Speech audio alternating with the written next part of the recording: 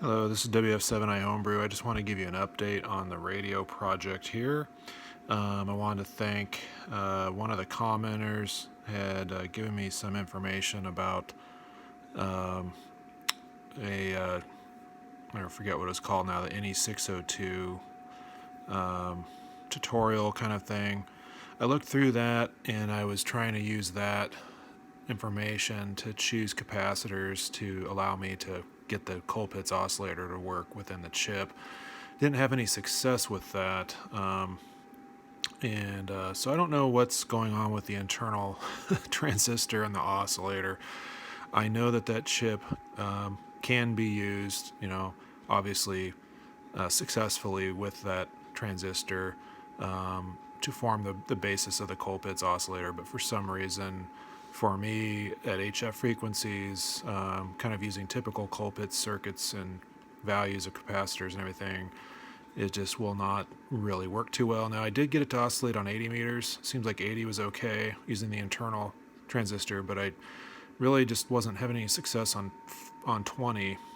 So I sort of gave up on that, and I just went ahead and built my own outboard transistor, 3904 Colpitts oscillator, and I'm feeding that oscillator signal into pin 6 of the 602 chip. So long story short, and I'm going to probably do another video about some of the gory details of that oscillator and how I got it to kind of tune the band.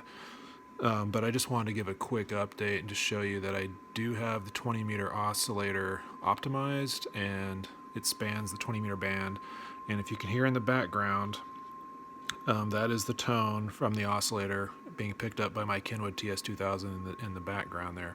So this is my main tuning, and it's pretty coarse, so it jumps around pretty fast. But you can see I'm around 14300 megahertz, and this frequency counter is excellent. I did a video about that a while ago. I built that from a kit. It was a really nice kit. So that's the main tuning. Fine tuning is over here. Tunes about 2 to 3 kilohertz, I believe.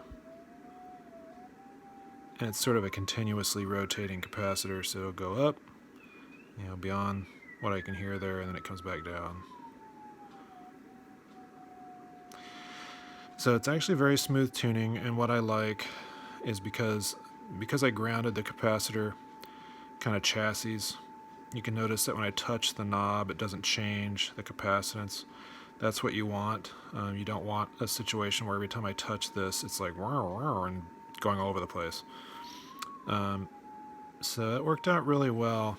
This knob's a little sticky. The shaft is kind of hitting the box a little bit, so I may have to kind of ream that out a little bit more later on. I'll probably have to tear this apart and clean it up. Obviously I've got some marks here and stuff, and kind of like to paint it maybe and make it look nicer when I'm all done. But anyway, so if you go down, this goes all the way down to just below the 14 megahertz band, and it goes all the way up to just a little bit above.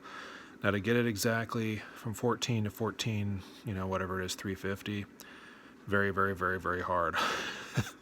And I'll show you that in another video. There's a lot of these little tiny capacitors, NP0 capacitors, so it looks kind of in these little packages like this. This is 150, but there's a lot of smaller ones, like this one here. This is 6 picofarad. So you got all these little tiny capacitors, and what you end up doing is kind of these series and parallel combinations of these little capacitors, and you tweak it till you get the range and the centering where you want it. And it is tedious. It's more or less experimental. I mean, you can use the resonant frequency formula and kind of get you in the ballpark, kind of do a little bit of circuit analysis up front, but there's so many parasitics and things, just wire lengths and stuff. It'll shift the frequency just a little bit back and forth. So to get the final result, you sort of have to have everything mounted in the position that the final position of the circuit that you're going to have. So your board, your chip, your wires, your display, all that stuff sort of has to be kind of in there, in play, and then you do these final tweaks with these little tiny capacitors to get the VFO, where you want it. So, but I'll go into a little bit more detail on that. So 20 meters oscillator is done. I still have to do 40 and 80, put those into the box and tweak those. So that'll take some time. This is the band switch here, so if I switch it over here, there's nothing.